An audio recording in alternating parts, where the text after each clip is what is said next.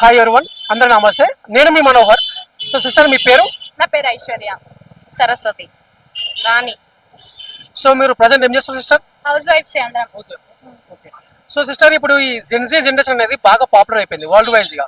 ఎందుకంటే after Nepal issue, so ఈ Gen Z generation అనేది వాళ్ళ మీద వాళ్ళకి సెల్ఫ్ కాన్ఫిడెన్స్ ఉందా, లేకపోతే ప్రతి చిన్న ఇష్యూ కూడా వాళ్ళు స్ట్రెస్ గా ఫీల్ అవుతున్నారా? ప్రతి చిన్న విషయం కూడా స్ట్రెస్ గానే ఫీల్ అవుతున్నారు. ఎందుకంటే వాళ్ళు లవ్ లో ఫెయిల్ అవ్వడం గానీ, జాబులు లేకపోవడం గానీ, ఇవన్నీ తీసుకుంటే స్ట్రెస్ గానే ఫీల్ అయిపోతున్నారు. సమాజం మీద అందరు అట్లనే ఉన్నారు, అందరు ప్రతి ఒక్కరు అలాగే ఉన్నారు. వాళ్ళనే కాదు, ఒక లవ్ కావచ్చు, లేదంటే కొంచెం చదువు వల్ల అవ్వచ్చు, లేదంటే జీవితంలో కొంతమంది ఉన్నారు ఏదైనా సాధించాలి అని, కొంతమంది ఉన్నారు. కొంతమంది వాళ్ళ మీద వాళ్ళకి నమ్మకాలే లేవు. జీవితాన్ని ఎట్లా ముందుకు తీసుకెళ్ళాలి, ఎలా బతకాలి, సమాజం మీద ఎవరికి ఎలా విలువియాలి, గౌరవం ఇవ్వాలి అనేది ఎవరికి తెలియట్లేదు. కొంతమంది మంచోళ్ళు ఉన్నారు, కొంతమంది ఇట్లా నడుస్తుంది ఇక మొత్తం. ఇప్పుడు ఈ జెన్జీ జనరేషన్ ఉంది కదా, అంటే 20 ఆఫ్టర్ 1998 ఆ తర్వాత పుట్టిన వాళ్ళు, అంటే 23-24 ఇయర్స్ ఉన్న వాళ్ళ పిల్లలు, వీళ్ళు రేపు ఒకవేళ సీఎం అయినా, ఎంపీ ఎమ్మెల్యే అయినా కానీ ఏమైనా గొప్పగా మార్పు తేయగలుగుతారా? అస్సలు తెలియదు. ఎందుకంటే అలాంటి వాళ్ళు ఎవరన్నా ఒక్కళ్ళు ఉన్నారా? పోనీ మీరు అంటున్నట్టు 23-24 సంవత్సరాల వాళ్ళు ఎవరన్నా మేము సరిగా ఉన్నాము, మా మీద మాకు నమ్మకం ఉంది, మా జీవితాన్ని మేము సెట్ చేసుకోగలము అని అలాంటి వాళ్ళు ఎవరైనా ఉంటే సమాజాన్ని ఏదైనా చేయగలరు. వాళ్ళు వాళ్ళ మీద వాళ్ళ కాన్ఫిడెన్స్ లేకపోతే ఏం చేయలేరు వాళ్ళు. సో ఈ ఎందుకంటారు అంటే, ఇప్పుడు మన నాన్న వాళ్ళ జనరేషన్ లో, మన తాత వాళ్ళ జనరేషన్ లో చాలా మంది చదువుకోలేదు, కొంతమంది చదువుకున్నారు. ఓకే, మరి వీళ్ళు ఏమంటారు అంటే, ఈ జనరేషన్ లో అందరూ చదువుకున్న వాళ్ళు ఉన్నారు, ఈ 20 ఇయర్స్ ప్రతి ఒక్కరు చదువుకున్నారు, వాళ్ళు చాలా టెక్నాలజీ వాడుతున్నారు, అందరు తెలివి ఉన్నది. సో మేము మార్పు తేగలుగుతామని కొంతమంది అంటున్నారు అనమాట. అంటే జెన్జీ జనరేషన్ తోనే మార్పు వస్తుందని కొంతమంది అంటారు. చెప్తున్నా కదా, కొంతమంది ఉన్నారు, కొంతమంది లేరు. ఉన్నారు, మీరు అన్నట్టుగా కొంతమంది ఉన్నారు, కాన్ఫిడెన్స్ తో బాగా చదువుకొని ఏదో ఒకటి సాధించాలని కొంతమంది ఉన్నారు, కొంతమంది డెఫినెట్ గా అయితే లేరు. అది ఇప్పుడు ఈ జెన్జీ జనరేషన్ వాళ్ళు ఎక్కువ స్ట్రెస్ దేని మీద ఫీల్ అవుతారు? ఫస్ట్ ఏంటంటే కెరీర్ గురించి ఎక్కువ ఫీల్ అవుతున్నారా, లేదంటే ఈ లవ్ రిలేషన్షిప్స్ గురించి దీని గురించి ఎక్కువ బాధపడుతున్నారా వాళ్ళు? లవ్ దీని గురించి, ఎందుకంటే చిన్న 5th నుంచే అన్ని స్టార్ట్ అయిపోతున్నాయి ఇవాళ రేపు అందరిలో. 5th క్లాస్ రాగానే అప్పుడు జనరేషన్ వాళ్ళకి ఎట్లా అంటే చదువు లేకపోయినా కొంచెం పద్ధతి అట్లాంటివన్నీ నేర్పిస్తుండే.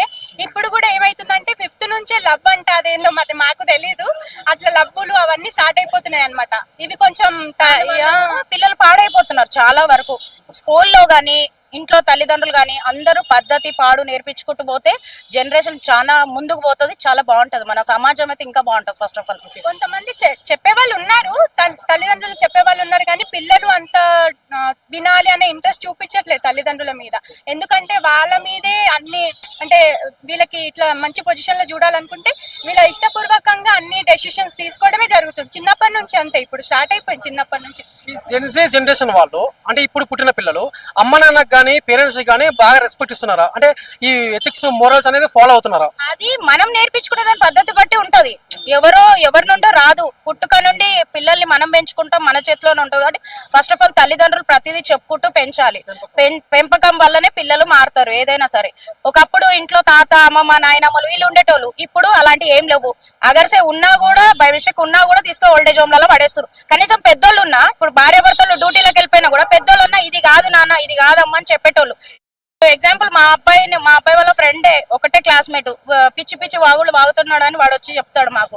అట్లుంటది. మా బాబుకి అయితే ఇంతవరకు ఎలాంటి బూత్ మాటలు అలాంటి ఏం లేవు. చెప్పరా అంటే కూడా వాళ్ళు ఫోర్త్ స్టాండర్డ్ మళ్ళీ బాబు. సో ఇప్పుడు మన నాన్న వాళ్ళ జనరేషన్ కి ఇప్పుడున్న జనరేషన్ కి ఏమైనా తేడా గమనించరా మీరు?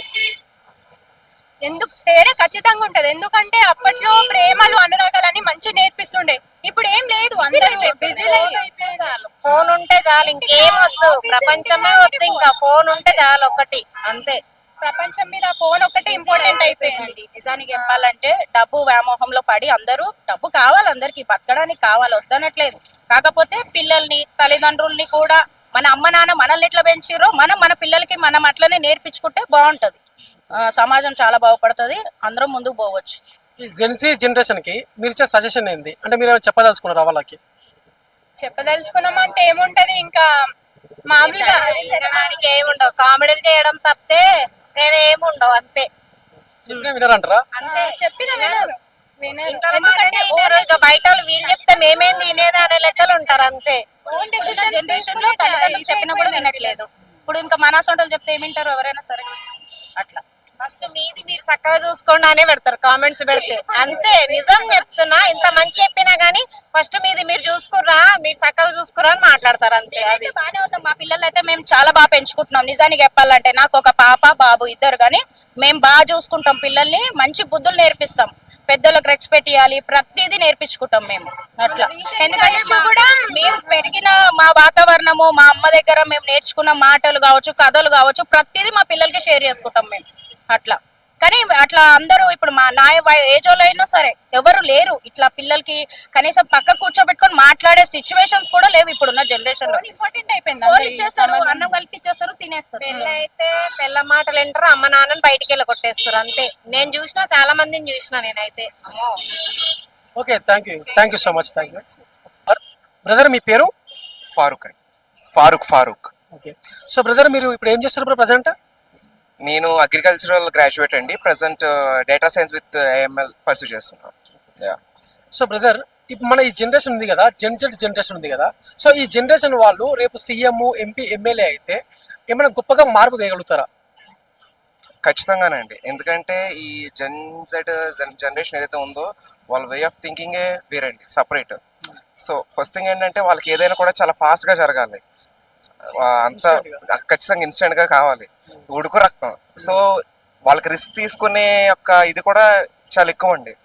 సో ఇంగ్లీష్లో కొటేషన్ ఉంటుంది, ఎంత ఎక్కువ రిచ్ అవ్వాలంటే అంత ఎక్కువ రిస్క్ చేయాలని. సో రిస్క్ చేసే ఎక్కువ తత్వం వెళ్ళుకుంటుంది. సో ఖచ్చితంగా వాళ్ళు చేస్తారు. సో మన జనరేషన్కి మన నాన్న వాళ్ళ జనరేషన్కి అసలు డిఫరెన్స్ ఏముంది? అప్పుడు జనరేషన్ వేరేంటి. ఎందుకంటే వాళ్ళు కంప్లీట్గా పెరిగింది ఆ యొక్క పేరెంట్స్ యొక్క మధ్యన, ఆ యొక్క పల్లెటూరు మధ్యన, వాతావరణం మధ్యన. సో వాళ్ళకి వే ఆఫ్ థింకింగ్ వేరు. అండ్ ప్రజెంట్ అప్పుడు మోడర్న్ అంత లేదు అక్కడ. సో ఇప్పుడు మనం పెరుగుతున్న సిచ్యువేషన్స్ వేరు. ఇప్పుడు మొత్తం అందరి లైఫ్ స్టైల్ కూడా మొత్తం మోడర్న్ అయిపోయింది. సో మన యొక్క వే ఆఫ్ థింక్ కంప్లీట్గా డిఫరెంట్ ఉంటుంది. సో బ్రదర్, ఇప్పుడు ఈ జనరేషన్ అంటారు కదా బాగా, సో ఈ నేపాల్లో ఇష్యూ జరిగింది కదా, ఆ ప్రభుత్వం మొత్తం కూలిపోయింది అక్కడ. సో అలాంటి పరిస్థితులు మన ఇండియాలో వచ్చే ఛాన్స్ ఉందా? మేబీ ఖచ్చితంగా ఉండొచ్చు అండి. ఎందుకంటే ప్రస్తుతానికి జాబ్స్ చూసుకున్నా, అది ఏ రకంగా చూసుకున్నా కొంచెం యువతరం అయితే ఇబ్బంది పడుతుంది. సో ఇంకా వాళ్ళైనా కూడా ఎక్కువ, మనమైనా కూడా అంతసేపు ఎంతకాలం ఓపిక పడతామండి. ఖచ్చితంగా వచ్చే ఛాన్స్ ఉండదని నేను అనుకుంటున్నాను. సో బ్రదర్, ఇప్పుడు ఈ జనరేషన్ వాళ్ళు ఎక్కువ స్ట్రెస్ అనేది వాళ్ళకి ఫస్ట్ కెరీర్ మీద ఉందా, లేకపోతే ఈ లవ్ అండ్ రిలేషన్షిప్స్ మీద ఉందా? మంచి క్వశ్చన్ అండి. యాక్చువల్లీ ప్రతి ఒక్కళ్ళు కూడా ఏదో కెరీర్ మీద ఫోకస్ చేద్దాం, జీవితంలో ఏదో ఫోకస్ చేద్దాం ఉద్దేశంతోనే ప్రతి ఒక్కరు ఇంటి నుంచి బయలుదేరుతున్నారు, either girls or boys after intermediate. But అది ఏమవుతుందంటే అది వాళ్ళ అట్రాక్షన్, అది ఏజ్ వల్లనో. బట్ ఒక్కసారి ఎంటర్ అయిన తర్వాత అది ఏదైతే అనుకున్నా పక్కకు పెట్టేసి ఆటోమేటిక్గా ఈ లవ్ లేకపోతే సెల్ఫ్ వీటికి ఎడిక్ట్ అయిపోతున్నారండి. మళ్ళీ దాని నుంచి బయటికి రావడం కోసం వాళ్ళు చాలా ఎక్కువ ఇబ్బంది పడుతున్నారు. ఒక పక్క అటు కెరీర్ మీద ఫోకస్ చేయలేక, పక్క ఆ యొక్క లవ్ ఏదైతే చేస్తున్నారు అది సరిగా లేక, రెండు ఒకేసారి రెండు పడాల మీద ఒకేసారి ప్రయాణం అనేది ఖచ్చితంగా ఎప్పుడు జరగని పని అండి. సో నా ఏంటంటే first of all career choose చేసుకున్న తర్వాత లవ్ చేస్తే బెటర్ నా ఉద్దేశం. సో ఈ జనరేషన్ అనేది ఇప్పుడు ఈ మన పెద్దవాళ్ళకి రెస్పెక్ట్ ఇస్తున్నారా? అంటే ఎథిక్స్, మోరల్స్, వాల్యూ ఫాలో అవుతున్నారా? ఇస్తున్నారా అంటే ఇందాక చెప్పే మీకు, ఇప్పుడు ఎవరైతే ఆ యొక్క ఎన్వైరన్మెంట్ లో పెరిగారో, ఆ యొక్క పెద్దల యొక్క ఎన్వైరన్మెంట్ లో వాళ్ళు కొద్దో గొప్ప ఆ యొక్క ఎథిక్స్ అనేది ఉన్నాయండి. ఇప్పుడు కొంతమంది ఎవరైతే చిన్నప్పటి నుంచి వాళ్ళ పేరెంట్స్ పిల్లలు బాగా చదువుకొని కొంతమంది హాస్టల్లో వేసేసి, లేకపోతే ఎవరైతే కొంచెం ఇంటికి దూరంగా ఆ యొక్క ఎథిక్స్ కి, ఆ మారల్ వాల్యూస్ కి దూరంగా ఎవరైతే పెంచారో, సో వాళ్ళల్లో ఉంటుందని నేనైతే అనుకోవట్లేదు. అంటే ఉండదని నా ఉద్దేశం కాదు, ఎందుకంటే వాళ్ళు చిన్నప్పటి నుంచి ప్రేమ కొంచెం దూరంగానే పెరిగారండి. సో పెద్ద అయిన తర్వాత వాళ్ళు మొక్క ఇవ్వంగానే మానేవంగానే అంటారు కదా. సో ఆ పదంగా వాళ్ళు ఒక్కసారిగా అందరితో మనం ఇదిగా ఉండాలి, లేకపోతే వాళ్ళకి రెస్పెక్ట్ అని థింక్ చేయట్లా. సో బ్రదర్, ఇప్పుడు నరేంద్ర మోడీ గారు కూడా మొన్న అన్నారు ఏమని, జనరేషన్ మొత్తం ఫ్యూచర్ అని అట్లా మాట్లాడారు అనమాట. సో ఇప్పుడు మన జనరేషన్ అయితే మరి వచ్చే జనరేషన్ ఏమనాలి బ్రో? జనరేషన్ బీటా అని వచ్చండి. ఎందుకంటే జనరేషన్ కొంతమంది జనరేషన్ ఆల్ఫా అని కూడా పిలుస్తూ ఉంటారు.